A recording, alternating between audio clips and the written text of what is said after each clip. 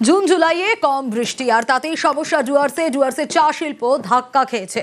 আরো ডিটেইল এ বিষয়ে জানাতে পারবে শান্তনু রয়েছে আমার সঙ্গে। শান্তনু, কত টাকার ক্ষতি বা ঘাটতি ইতিমধ্যে? তার কারণ অগস্ট সেপ্টেম্বরে তো বৃষ্টি যদি বাড়ে তাহলে আরো বিপদ হিসেব মতো। দেখো, রীতিমতো কিন্তু বিপদের মুখে বলা যেতে পারে উত্তরবঙ্গের সবচেয়ে বড় চা শিল্পের যে জেলা জলপাইগুড়ি, সেখানকার যে ডুয়ার্সের যে চা বলয় রয়েছে তা মূলত এই জুন জুলাই মাসের বৃষ্টির উপরে নির্ভর করে। কিন্তু দেখা যাচ্ছে যে এই আজকে পর্যন্ত 49% অর্থাৎ 49% বৃষ্টির ঘাটতি রয়েছে। আর তার প্রভাব পড়েছে একেবারে সরাসরি চা বাগানে, যেখানে রোগ পোকার আক্রমণ বেড়ে যাওয়াতে পাতার উৎপাদন কমেছে। প্রায় 7 লক্ষ কেজি চায়ের উৎপাদন কমেছে। কয়েক কোটি টাকার ক্ষতির মুখে পড়েছে চা শিল্প।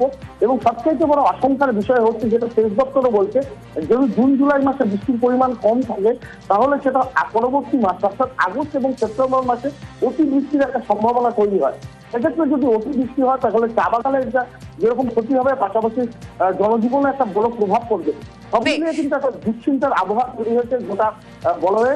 মানুষ চাইছে দ্রুত বৃষ্টি হোক এবং পরিস্থিতি স্বাভাবিক হোক। বেশ, অন্যান্য বছর গত বছরও হয়েছিল, কিন্তু জুন জুলাই থেকে মেকআপ হয়েছিল।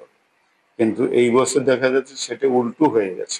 সেপ্টেম্বর অক্টোবরের দিকে বৃষ্টি বেশি হয়, অগস্টে বৃষ্টি বেশি হয়, তখন আবার আর একটা এফেক্ট হবে। চা ইন্ডাস্ট্রি খুব একটা ভালো জায়গায় নেই। প্লাস আপনার রেট, যেটা চায়ের রেট লাস্ট ইয়ার যে রেট ছিল 40 টাকা পার কেজিতে ডাউন আছে। ছোটবেলায় আমরা অনেকেই শুনেছি যে ব্যাঙের বিয়ে দিলে বৃষ্টি হবে। এবার সেই বৃষ্টির আশাতেই ব্যাঙের বিয়ে দেওয়া হলো, তাও আবার ধুমধাম করে। শুধু তাই নয়, ছবিটা দেখুন, খাওয়া দাওয়ার আয়োজনও ছিল। কতজনের নিমন্ত্রণ ছিল জানেন? 500 জন। 500 জনকে খাওয়া দাওয়া করানো হলো, ব্যাঙের বিয়ে দেওয়া হলো। দেখুন সেই ছবি, সাজানো হচ্ছে, কারণ তাদের বিয়ের আয়োজন একেবারে সব নিয়ম মাফিক বিয়ে দেওয়া হয়েছে এবং 500 লোকও খাওয়ানো হয়েছে। এই ছবি ধূপগুড়ির ভীমমাটিয়া এলাকায়। রকি রয়েছে আমার সঙ্গে। রকি, তাহলে বৃষ্টির আশায় ছোটবেলায় আমরা যে কথা শুনতাম ব্যাঙের বিয়ে দিলে বৃষ্টি হবে, সে ছবি এবার দেখা গেল, একেবারে ধুমধাম করে লোক খাইয়ে বিয়ে। একদম তুমি যেমনটা বললে, ধূপগুড়িতে ধুমধাম করে কিন্তু ব্যাঙের বিয়ে দেওয়া হলো। বৃষ্টির আশায় লোক বিশ্বাসের মতেই কিন্তু গ্রামবাসীরা এই বিয়ের ব্যবস্থা করেছিল এবং প্রায় 500 অধিক কিন্তু মানুষকে সেখানে খাওয়া দাওয়ার ব্যবস্থা করা হয়েছিল। ধূপগুড়ি মহকুমার অন্তর্গত বারোঘড়িয়া গ্রাম পঞ্চায়েতের বিভিন্ন এলাকায় এই ব্যবস্থা করা হয়, কারণ মন্দিরকে সন্তুষ্টি করার জন্য এই পুজো দেওয়া হয় বলে স্থানীয় এবং গ্রামবাসীদের ধারণা রয়েছে। কারণ দীর্ঘদিন ধরে কিন্তু ডুয়ার্সের বিভিন্ন এলাকায় অনাবৃষ্টিতে জমি পাচ্ছে শুরু করেছে কৃষি ফসল।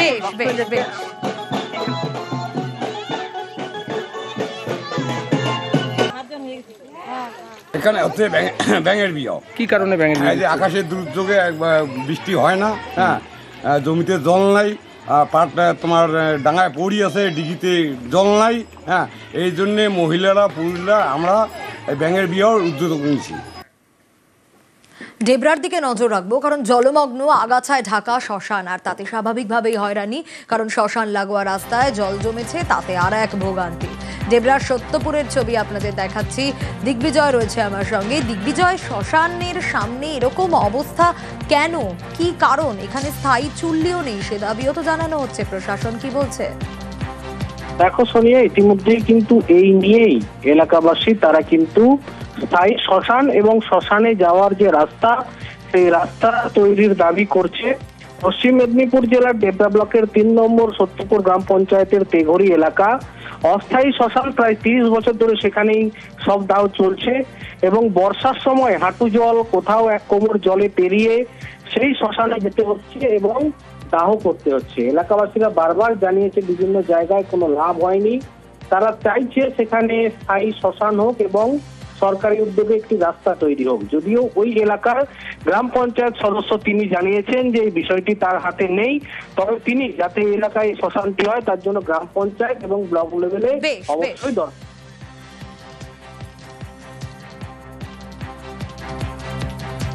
পঞ্চায়েত হিসেবে আমি এটাই বলবো যে এটা দীর্ঘদিনের সমস্যা, আমাকে গ্রামবাসীরা জানিয়েছে এবং আমিও সেই গ্রামের বাসিন্দা, আমিও ওই অসুবিধায় পড়ি, একই সঙ্গে ওদেরই সঙ্গে থাকি। বর্ষা আসলেই হাঁটু উপরে জল, কখনো কখনো ছাতির কাছে জল চলে আসে, তাতেই আমাদের সব দাহ করতে হয়। আমি আমার পঞ্চায়েত লেভেলে এবং ব্লক লেভেলে জানাবো। অন্যদিকে নকশালবাড়ি, সেখানে আবার নদী আটকে গার্ডওয়াল, নদী আটকে বেআইনি গার্ডওয়ালের অভিযোগ। সেচ দপ্তরের অনুমতি ছাড়াই কংক্রিটের বাঁধ। আরো বিস্তারিত এই বিষয়ে জানাতে পারবে বিশ্বজিৎ রয়েছে আমার সঙ্গে। বিশ্বজিৎ, ঠিকাদারের বিরুদ্ধে তো এই বেনিয়মের অভিযোগ, কিন্তু এই অভিযোগ কেন, ঠিকাদার কেন এই কাজ করলেন?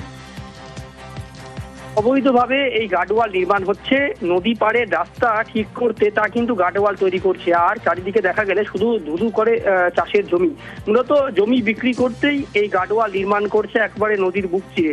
বামনঝোড়া নদীর ওপর অবৈধ নির্মাণ কিন্তু প্রথম নয়, এর আগেও আমরা দেখিয়েছি, কিন্তু এবার ফের নতুন করে এই বামনঝোড়া নদীর পার আটকে নদীর গতিপথকে পরিবর্তন করে একেবারে অবৈধভাবে কংক্রিটের গার্ডওয়াল নির্মাণ করা হচ্ছে। এবং অভিযুক্ত কিন্তু তিনি মানতে না, তিনি বলছেন কোনোভাবেই নদীর উপরে হচ্ছে না, কিন্তু পরিষ্কারভাবে ছবি দেখলেই বোঝা যাচ্ছে যে নদীর উপরেই কিন্তু এই গার্ডওয়াল নির্মাণ হচ্ছে। এবং এতে কিন্তু সমস্যায় পড়তে হবে এলাকার চাষিদের, কারণ এই বামনঝোড়া নদীর উপরে অনেকেই কিন্তু ভরসা করেন চাষের জলের জন্য। সেক্ষেত্রে এই এবং খতিয়ে দেখে পদক্ষেপের আশ্বাস দিয়েছেন বিএলআরও। যে জিনিসটা করছে অন্যায়ভাবে করছে। নদীর মধ্যে হাত লাগাইতে গেলে ইরিগেশন ডিপার্টমেন্ট পারমিশন লাগে, যেটা এনাদের কাছে নেই। তো এটা আমি আমাদের লোকাল প্রশাসনকে বলবো যাতে এটা দেখা হোক, এবং ভূমি মাফিয়াদের এইভাবে মনমানি করে দেওয়া যাবে না। নদীর রুট চেঞ্জ করতেছে, জমিন মাফিয়াদের জমিন প্লটিং করার একটা চক্রান্ত। তো এইভাবে নদী, এই ব্যাপারে কোনো লিখিত অভিযোগ আমাদের কাছে আসেনি, তবে আপনারা বলছেন যখন আমরা নিশ্চয়ই ব্যাপারটা গুরুত্ব দিয়ে দেখব। নদীতে কোনো কনস্ট্রাকশন করা যায় না, কারণ নদী তো গভর্নমেন্ট প্রপার্টি। তো নদীর গতিপথ পরিবর্তন করে বা নদীর ওপর দিয়ে যদি কোনো কনস্ট্রাকশন হয়ে থাকে এবং সেখানে যদি কোনো বৈধ পারমিশন না থাকে কোনো ডিপার্টমেন্টের, তাহলে অবশ্যই সেটা অবৈধ বলে আমাদের গণ্য করতে হবে। দেখতে হবে কী আছে, উপযুক্ত ব্যবস্থা নিয়ে আবার যাতে সেই অবস্থায় ফিরিয়ে আনা যায় চেষ্টা করবো। আমরা এই ব্যাপারে ব্যবস্থা নেব। আর লোকালয়ে ফের দলছুট হাতির হানা। মাটিয়ালির কিলকোট চা বাগানের ছবি দেখাবো আপনাদের। খাবারের খোঁজে লোকালয়ে দলছুট হাতি, বাড়ি দোকান ভেঙে মজুদ খাবার সাবার করে দিয়েছে হাতি। আর রীতিমতো আতঙ্কিত এলাকাবাসী, কারণ লোকালয়ে আবারও দলছুট হাতির হানা। দেখুন ছবি।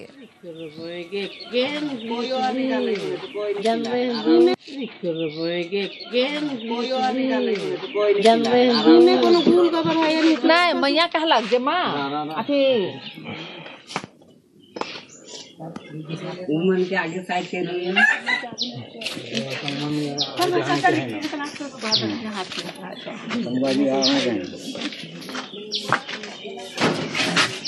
এগরা ইসকনের হারানো টাকা ফেরালো পুলিশ। বাইক থেকে পড়ে যায় প্রণামীর 7 লক্ষ টাকা। ব্যাংকে টাকা জমা করতে যাচ্ছিলেন ভক্ত, মাঝপথেই টাকা ভর্তি ব্যাগ পড়ে যায়। ব্যাগটি তুলে নেয় অন্য বাইকের চালক। আর এবার সেই ব্যাগের হদিশ পাওয়া গেল। কিভাবে পাওয়া গেল, পঙ্কজ আরো ডিটেল জানাতে পারবে। পঙ্কজ, দেখো শুনে একেবারে এগরা ইসকন রয়েছে, যেখানে রথযাত্রা উপলক্ষে তাদের ভক্তদের যেখানে প্রণামী বাক্সে পড়েছিল 7 লক্ষ টাকা। আর সেই 7 লক্ষ টাকা কিন্তু যে ইসকনের যে মহারাজরা ছিলেন তারা কিন্তু ব্যাংকে জমা করতে গেছিলেন। সেই সময় কিন্তু যেখানে বাইকের পেছনে থাকা ব্যাগ কিন্তু পড়ে যায় এগরা হরিপুর রাস্তায়। সেখানে রাস্তা থেকে সেই ব্যাগ পড়ে যাওয়াতে একজন বাইক আরোহী সেই ব্যাগটাই পুড়ে রাখে। গত 7 তারিখের ঘটনা, 7 জুলাইয়ের ঘটনা। তারপরে কিন্তু পুলিশের দ্বারস্থ হয় সেই ইসকনের প্রভুরা, অর্থাৎ মহারাজারা তারা দ্বারস্থ হয়। তখন পুলিশ তাদেরকে তদন্ত করে, তাদের এগরা শহরে যে সমস্ত সিসি ক্যামেরা ফুটেজ ছিল তা চিহ্নিত করে যে ব্যক্তি ওই ব্যাগটি পুড়িয়েছিলেন, 7 লক্ষ ভর্তি যে ব্যাগটি পুড়িয়েছিল সেই ব্যক্তিকে হুদিশ করে সেই ব্যক্তির কাছ থেকে 7 লক্ষ টাকা উদ্ধার করে আজকে পুলিশ তাদের যে ইসকনের যে মহারাজরা ছিলেন তাদের হাতে এই 7 লক্ষ টাকা তুলে দেন। এবং ইসকনের পক্ষ থেকে যেটা দাবি জানাচ্ছে বা বলছেন যে এগরা থানার পুলিশের যে একটি বড় সাফল্য, তারা একেবারে সিসি ক্যামেরার ফুটেজ দেখে এবার ব্যাগের হদিশ পাওয়া গেল। ইলেকট্রনিক যে ডিভাইস আছে সেই ডিভাইসের মাধ্যমে আমরা দেখতে পাই যে একজন ব্যক্তি সেই ব্যাগটা কুড়ির পেয়েছে আর কি। তখন আমরা সেই ব্যক্তি যে পেয়েছে তার মোটরসাইকেল তার ছিল, সেই মোটরসাইকেল নাম্বার ধরে আমরা সেই ব্যক্তির খোঁজ পাই এবং তিনি ওই ব্যাগ সমেত আর টাকা যে ছিল পুরোটাই আমাদের কাছে তিনি ফেরত দেন। 7 তারিখ যেটা খোয়া গেছে, 8 তারিখে আমরা সেটা উদ্ধার করতে পেরেছি। টোটাল 7 লাখ টাকা ছিল। 7 লক্ষ টাকা মতো আমরা ডোনেশন বিভিন্ন ভক্তের কাছ থেকে পেয়েছি। তো আমরা টাকাটা ঠিক 7 তারিখে আমরা ব্যাংকে জমা দিতে যাচ্ছিলাম, বাইকের পিছনে ছিল, তো হঠাৎ করে পড়ে যাওয়াতে আমরা থানাতে আসি। আমরা বড়বাবুকে জানাই, ওনারা তুরন্ত কাজ করে ওনারা এই টাকাটা উদ্ধার করেন। আমি এগরা থানার সমস্ত কর্মীদেরকে আমি অশেষ ধন্যবাদ জানাই যে ওনারা এই টাকাটা আমাদেরকে উদ্ধার করে দিয়েছেন।